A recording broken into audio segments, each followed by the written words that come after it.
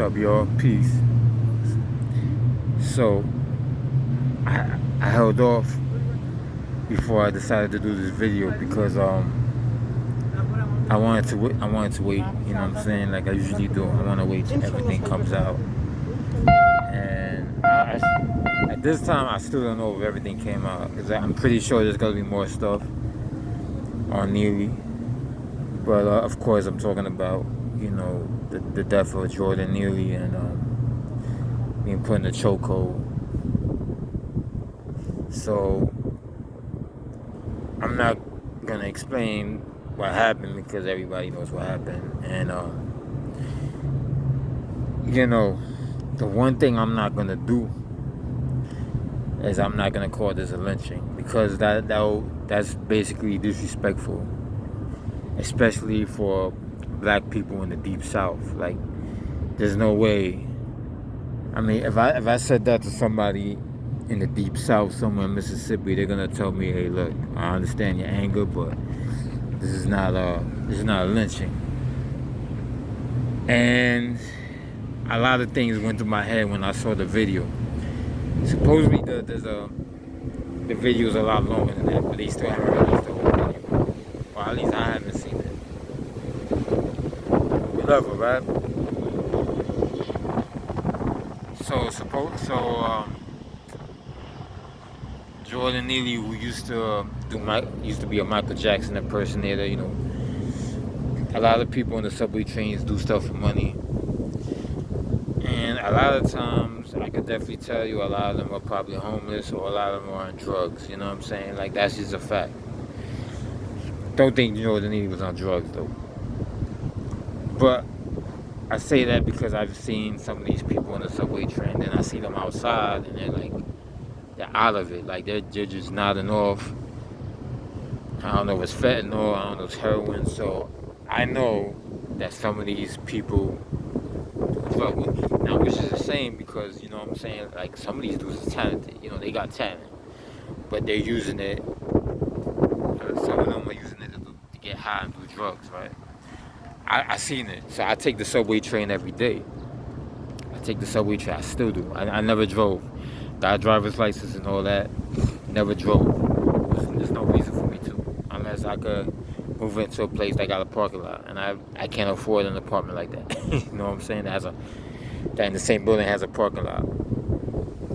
So,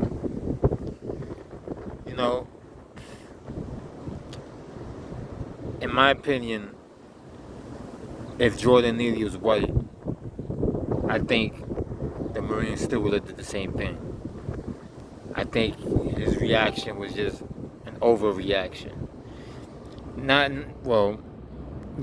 mean, as far as choking somebody, because obviously the Marines should know that choking somebody like that could kill that person.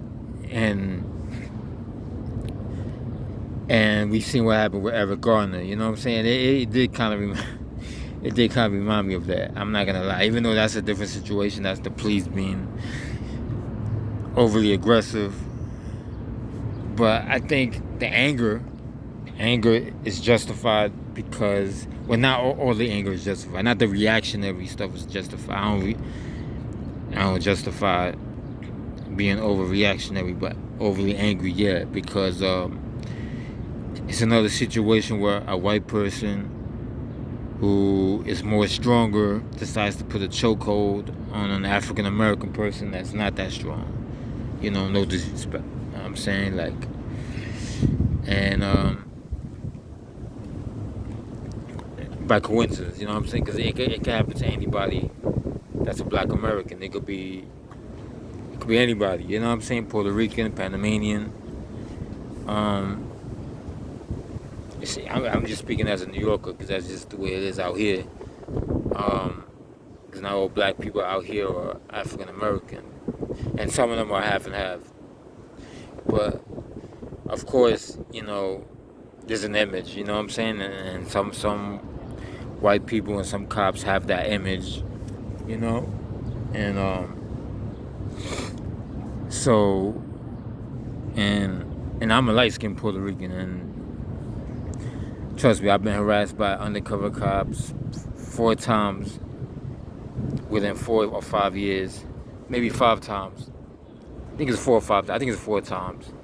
The first 5 years I lived out here well, out there in Jersey City, because right now I'm in Queens. So you know, I'm like I said in the beginning, I'm not gonna call this a lynching. We all know what a lynching is. It's when the crowd supports the murder, the lynching, the hanging. If you want to see like a modern day lynching, just Google what happened in Libya and see the picture on Facebook. I seen the video. You know what I'm saying? I seen the video. The video was up on Facebook.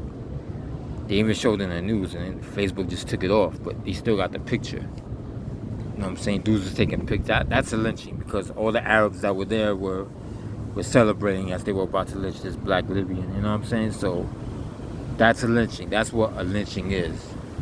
This is not a lynching. This is with all due respect for anybody that calls it a lynching, because some of those people I agree with most of the time. But this is just the way I see it. You know, my view. But I think my view is kind of factual. Like, you can't just go to Mississippi. I can't just go do a video and not think that somebody in the deep south is not gonna say, look, this is not a lynching. You know what I'm saying? Like, I'm pretty sure. But the problem is, a lot of these activists don't respect the past. I'm gonna get to that. But going back to Nealy, I think this wasn't a lynching. This was a breakdown of society that we've been seeing since before the pandemic. But then during the pandemic, it just got out of hand. Like the riots, and then January 6th the next year. Like when January 6th happened, I thought we might be into a civil war. So I think what we're seeing is just the breakdown of society and many pockets, many pockets. I'm not gonna say it's a complete breakdown, because like you could come to Queens, certain parts of New York City, and it's quiet, but there's obviously a breakdown in the mental health system.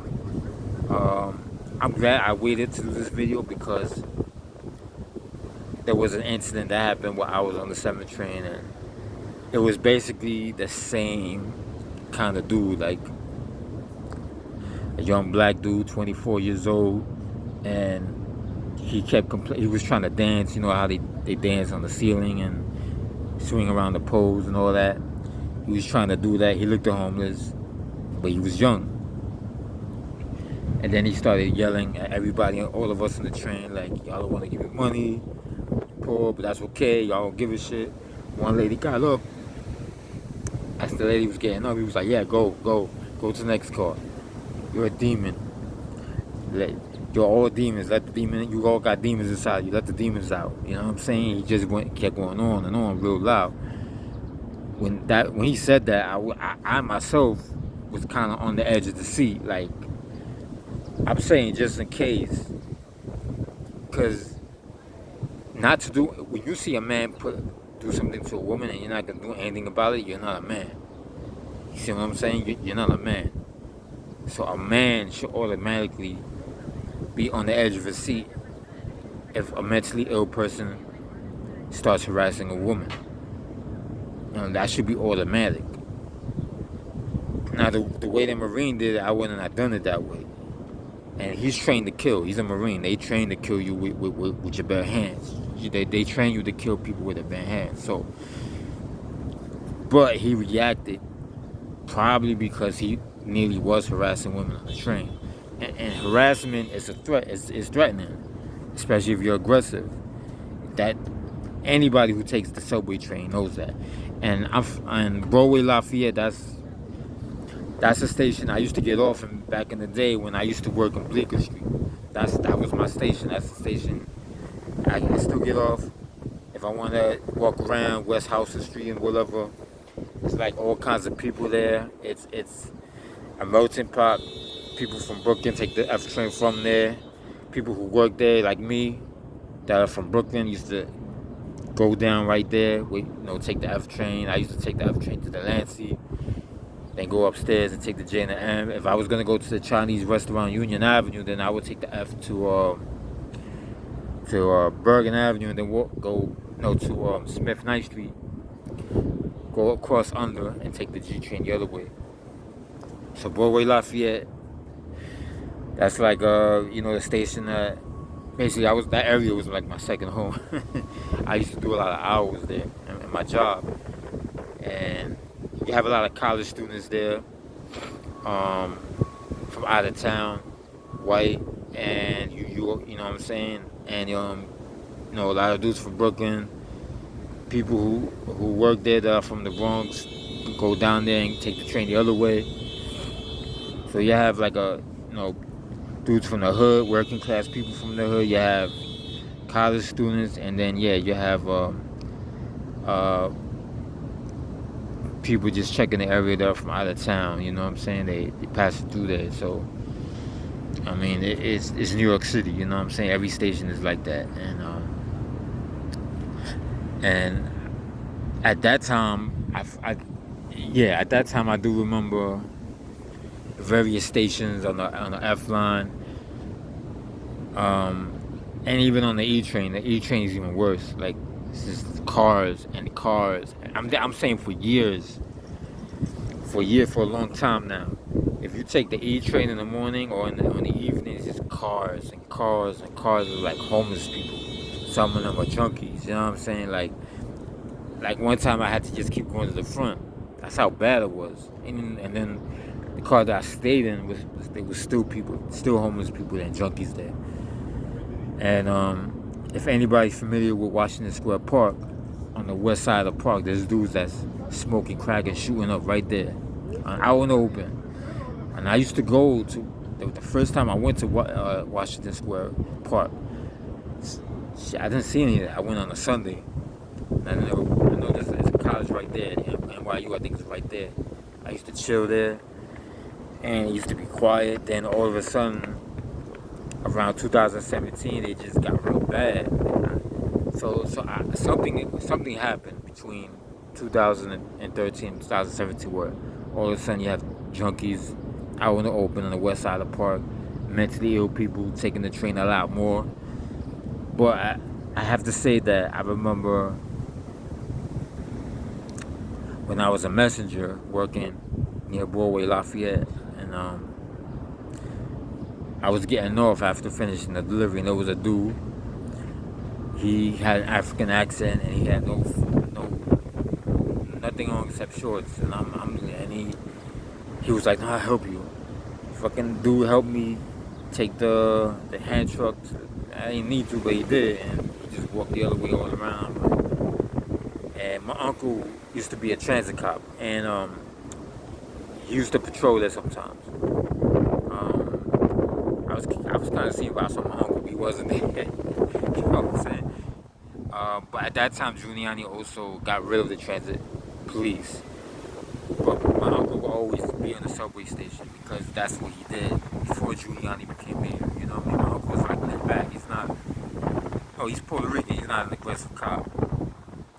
So, not to say that you can't be Puerto Rican and be aggressive and cop. You know what I'm saying? Because I do have another uncle, and and we are. You know what I'm saying? I gotta tell him I have to leave alone, but this uncle's mad cool, and so I was waiting to see if I see my uncle around there, but with no cops there either. So that was in 2001. So in 2001, I was doing messenger work, I was delivering, and I was seeing stuff like that, and on the E train, the homeless people. So that's been going on for a long time now. Around 2005, 2006, I seen coming from work, getting off. This is when we moved to Midtown, and I was in the 42nd Street station waiting for the F train to take it. I was waiting for the M train. But I think the F train came and whatever. But I know at that time, the M train didn't go to Midtown Manhattan like it does now. So I think it was the F train. So as the F train is pulling off after I got on, there was this kid. Same thing. No, he had nothing on except shorts.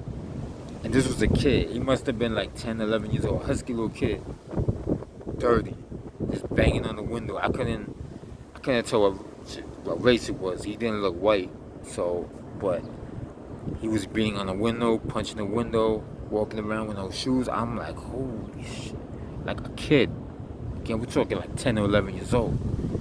Like, what the fuck? So this is something. This is a problem that's way serious. When you have obviously what looks like a mentally ill homeless kid walking around with no, I'm pretty sure somebody called the cops because I never saw that kid again. I was only one time. But like a kid with that kind of issue walking around the subway by himself like that, like where the parents, like what the hell? Like that's how sickening the situation is in this country, and especially in the city, but in the country in general. So this is something I've been seeing for a long time. Besides also, you know, having dudes bark on me who look like they working, but look like they just came out of prison. So you got dudes coming out of prison that's messed up, and I've seen that for years too. For years, you know what I'm saying? Like one dude asked me for money, said I got you. Let's get off. If you want to go to Brooklyn, take the train across the platform. We was on the 6, and he looked like he needed someone to talk to. But then he just started talking about how he wanted to kill the dudes that put him in prison and all that. So the prison system is actually making it worse as well. You put somebody in prison, and I know there's a lot of non-violent offenders in prison. They're not gonna be normal if they go in there with killers, you know. So the prison system and the mental health system is completely backwards. You know, it's completely backwards. So and unfortunately, with the prison system, you're dealing with mostly African American, Puerto Ricans, and I can only speak for New York City. Like, and I'm pretty sure out in Cali is Mexican Americans, but out here in New York City, like a lot of African Americans, Puerto Ricans are just getting thrown in prison. Now, it's true. When I was a teenager, a lot of teenagers were. I went to James Madison High School.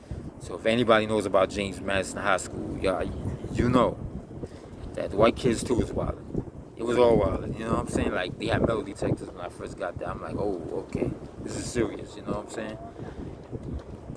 And these kids are growing up with no morals. A lot of the kids in my class, a lot of the kids in my school, they had no morals. They were just going around they would be harassing people, sucker punching people, robbing people. That's what they was really doing. Especially the black and brown kids out in Flatbush. They were to my high school. Some of them didn't even go to my high school. Just hang around there, just rob people. And they'll see like a girl walking by and they'll be like, yo, come over here, bitch. Like that, you know what I'm saying? Like, and I knew some of these dudes, you know what I'm saying? Like, I'm cool with everybody. I don't support that though. And some of them didn't like me. I guess because I stood out. You know, I wasn't doing shit like that. But it's a serious problem. Like, so you got kids growing up with no morals. They're gonna end up in prison. Mentally, they're gonna be worse. The followers who are not as violent are gonna fall into the trap. They're not gonna be 100% when they come out of prison. So it's a whole problem right now. So you got a whole bunch of people who are mentally off coming out of prison. The mental health system is broken, and then you got guys going into the military and they're coming back fucked up. And I've seen that on the subway train. I've seen a dude,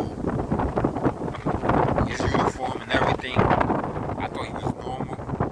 He was on the walkie-talkie talking to his boss. And then all of a sudden he puts a walkie-talkie in and he starts going off on everybody in the train. Like, oh, I'm supposed to protect this country so I can see white Mexican faces. And, you know, he didn't say nothing to me. He had his bag on his way. I'm tired. I'm trying to sit down. You know what I'm saying? Like pick the bag up. He got mad. I'm from Brooklyn. You know what I'm saying? That's the way I am. You know what I'm saying? I don't give a fuck if you're not. He wasn't sitting down. You know what I'm saying? Like, much respect to the people who defend this country, but you know what I'm saying? But I know I got people in my family who also join the military, and they're not like that. So he just starts going off, and he just keeps talking, and I'm just like listening. And some of the people are looking at him. He's like, yeah, you could do better than that. I'm saying, like, and the military dude was black. It's like, you know what I'm saying? So, on top of all the issues that we have in our community, you know what I'm saying? Uh, then we got that too, the military thing. So these dudes, they're on the train. They're not technically. I want to say I haven't seen anybody threaten anybody on the train, but I've seen them act aggressively. So the situation on the 7 train, he was being real aggressive. But when I saw him pull back and he was about to get off in the station I got off in, I kind of calmed down. I just ignored him, you know what I'm saying? But, you know, people say not to make eye contact, but it's hard to do that when you do his wilding. But once I saw he was calming down, kind of, I just, I didn't look at him, you know what I'm saying? There was another situation I had last year. A mentally ill woman, she was going off on the PATH train to the Jersey City, and she was going off for a while. Calm down. She was yelling at somebody across the train, so she's going off as finally because this is a long ride. So when when the train pulls to the last stop, got my head down and I'm waiting for her to pass. Then she stops, and then she's yelling. So I look up and she's fucking yelling at me, and she's going like this. So I got to get up because I don't know if she got a knife or something. So I get up and she kind of backed off a little bit. I'm not gonna hit a woman, but I'm just making sure. And she kept going off. When I got off the station, she was going off down the station. You know what I'm saying? Like on her way up. And I never saw her again. So obviously they must have took her in somewhere. So and this is recent. This is last year. So I've been in situations where I've been harassed by either somebody coming out of prison or I'm not gonna mention that because that's not a big deal. That happened last year also, late last year or early this year. So I've been in situations where I've seen some things, and you have to be prepared as a man to make sure that those kinds of people don't do anything to a woman on the train. That's just being a man. That's what a man's supposed to do. So the Marine had the right idea, but he did it the wrong way. And if I was there, I would have told the Marine, yo, let him go. Eventually, you let him go. But and it is possible that the Marine snapped.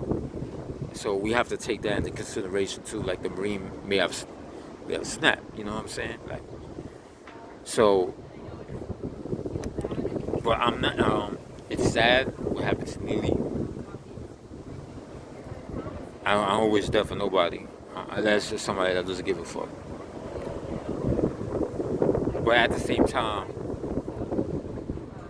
he wasn't supposed to be on that train, and he was probably having a nervous breakdown.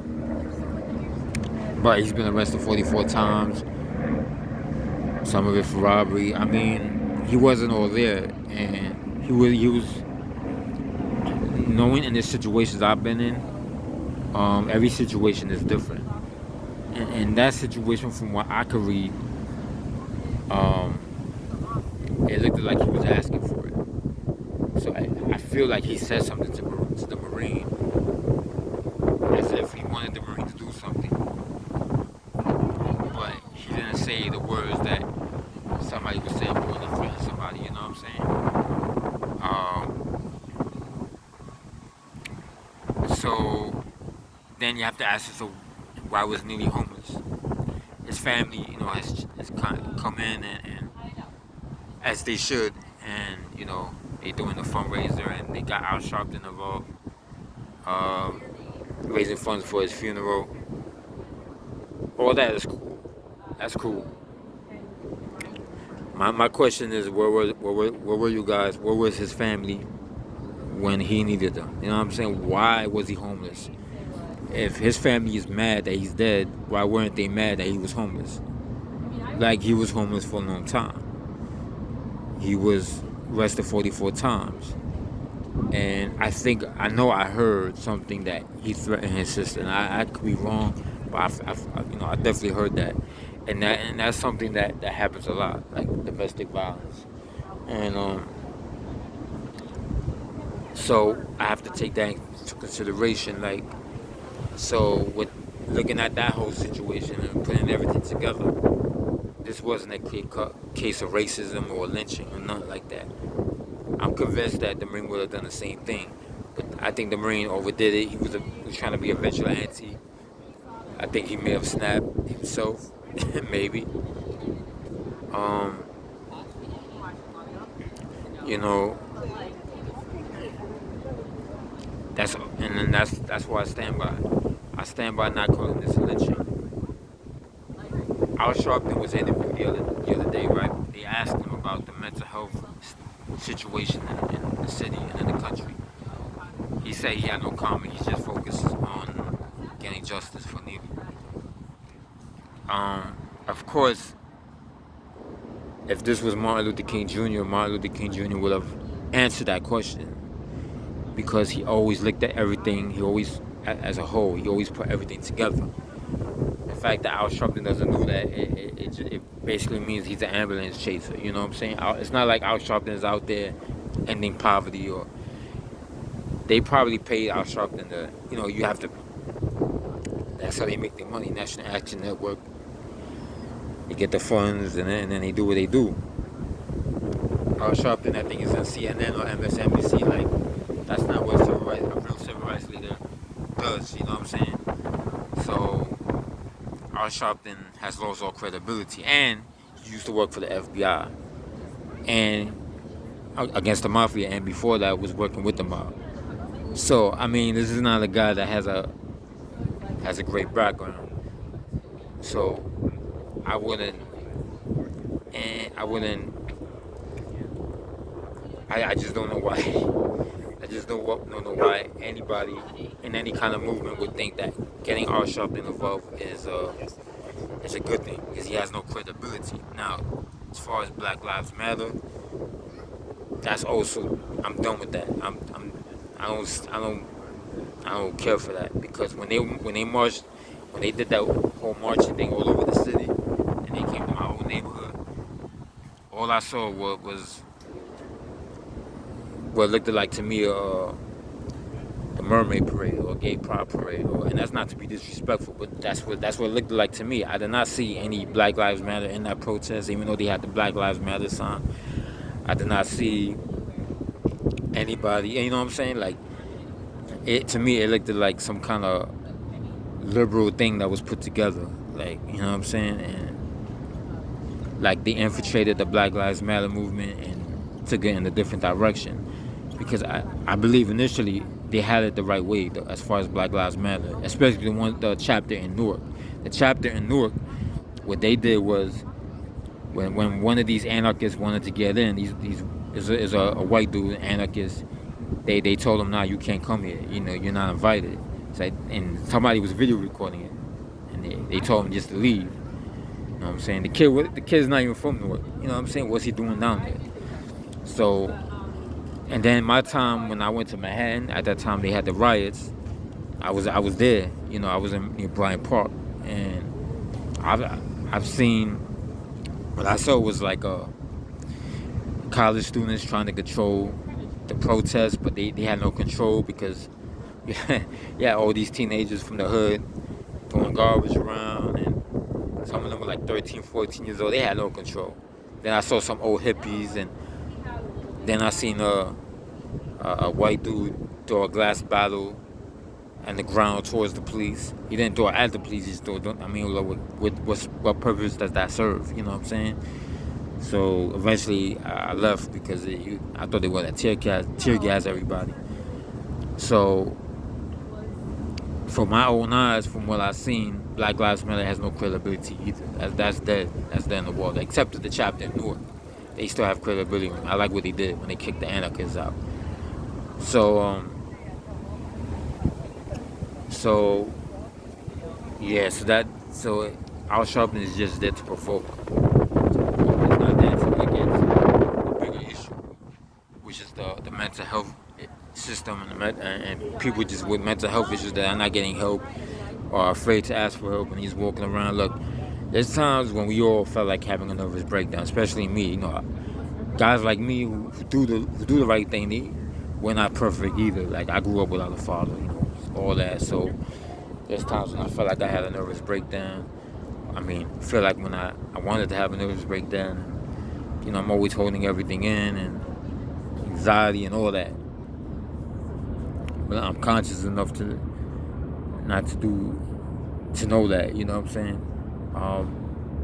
But anyway, they're not conscious probably half the time, and they're just out there. I've seen in Union Square bipolar people walking around like it's nothing, and I'm like, okay. And these guys are young. I'm like, where's the family? Where's the mother? Where's the father? The uncle? The cousin? The brother? The sister?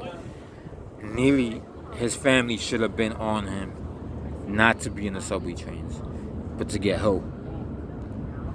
So they can't be mad at the situation. I understand his mother. Oh no, actually his mother was I forgot, his mother was killed in 2007, right? So he lost his mother. So that kind of forced him to go in that direction, actually. But for the other relatives, they could have stepped in and stopped him from getting himself arrested, being on the train, and that's all I can say. I just wanted to speak on that because I wanted to talk about it, because this is not a lynching. We all know what a lynching is. Lynchings don't exist anymore in this country. That's dead in the water. Right? It will never happen again. The things I've seen, as far as somebody being found hanging on the ropes and all that, from what I've read, those were all suicides. You know what I'm saying? Like, people commit suicide, and I've heard white people do the same thing. Tie themselves to a tree or tie themselves in the bedroom ceiling, and then and that's another thing too. Like, a lot of people do commit suicide. A lot of Americans are committing suicide. So that's something we should take into consideration too when we're talking about mental health, the society, and everything comes in full circle. Everything is connected, And then so that's how I feel about that situation. I would never call it a lynching. You know what I'm saying? Like, I would never call it a lynching. That's just disrespectful to African American history. You know what I'm saying? The BFA and just what really happened. I mean, we all know what a lynching is. I'm seeing people. Anyway, everybody should know what a lynching is. Okay, this was not a lynching. This is a continuation of a breakdown of society. Because the cops don't want to do anything either. Because of Black Lives Matter. Black Lives Matter don't want cops to get involved. But then they don't want to then they're going to blame the Marine. And I'm not saying you should blame him. You shouldn't have put the choke on him. But he felt he was doing the right thing because there were no cops around. The cops didn't show up for a while. But a lot of those protesters that are around our Sharpton and Black Lives Matter, you all don't want the cops to get involved anyway. So what do you want? Like, we can't just have dudes in our community just walking around raping women and all that. We can't have that. Okay? I mean, and if our community was stronger, if somebody was going around raping women, we handled it. We would handle it. But then you would say that's a lynching, right? I mean, people are going to take matters into their own hands if the cops are not going to do anything. And that includes me, that includes y'all. I don't want to hear anybody saying, well, if I was there, I would just ignore the guy, really. So if you see him step into a woman, you're not going to intervene? You're not going to say nothing? I mean, come on. You can't let the guy talk to a woman. You don't know if you might grab her or stab her or something. As a man, you're supposed to get involved. I'm just saying that's just the way I feel. That's the way I feel.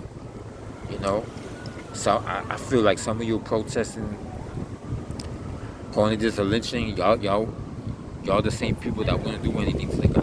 Y'all would just let him harass women on the train. And you can't do that either. You know what I'm saying? So we have to deal with the bigger issue.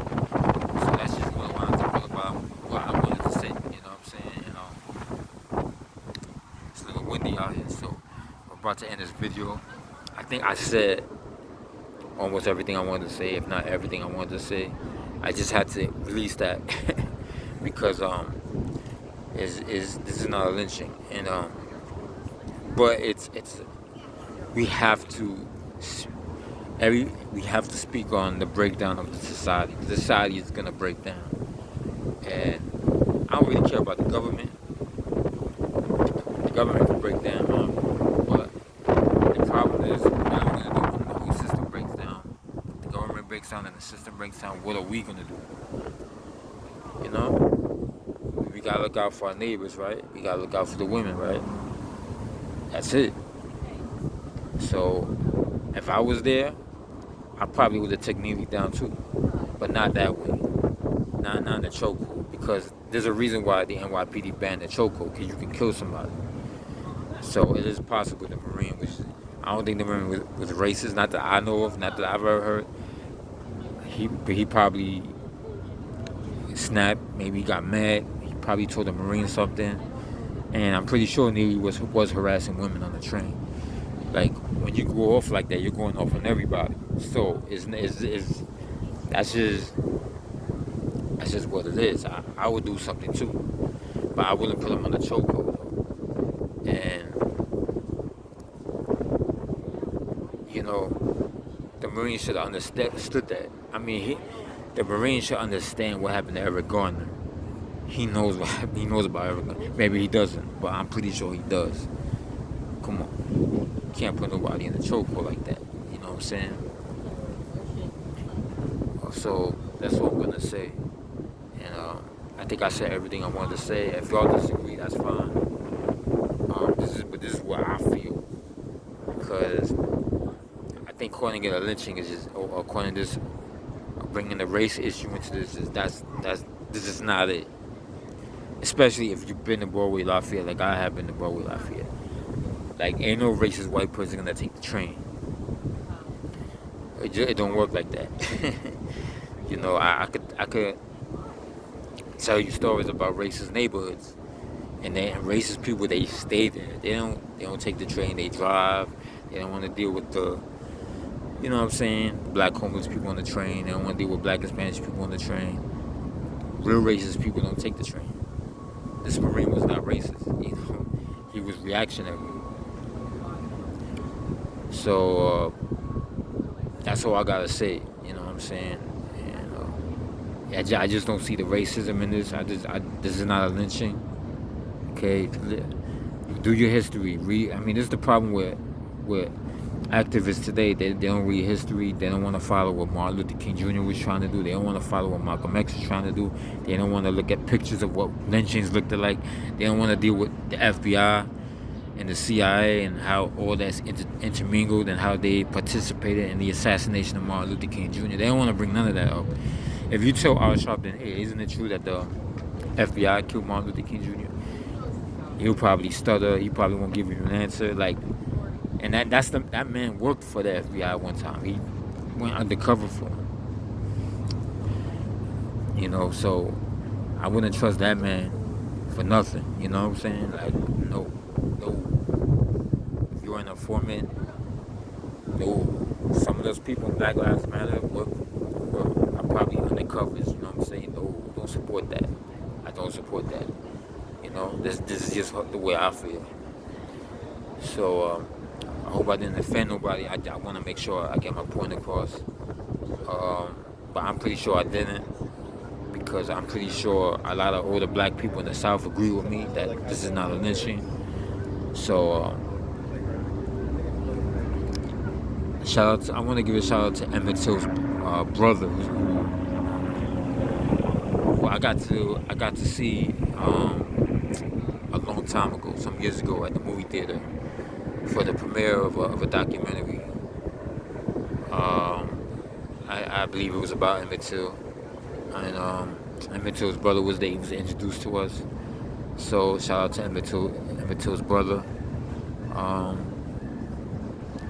But you know, we really have to deal with mental health issues, especially in our community, because where we come from, like African American and Puerto Rican people, and most guys in general, but I would say us more, like we hold a lot of shit in, and that makes us go crazy. And then with all the drugs and everything in our community, Um, Not to say there's no violence in white neighborhoods. I've seen violence in white neighborhoods, but and they don't get treated the same way. They could be You could have like a couple of shootings in Bensonhurst and no big deal, right? There'll be one shooting in Flatbush, big deal. It's in the news. So I know about all that, but we have to deal with the obvious. You know what I'm saying? And that's all I gotta say about that. Peace.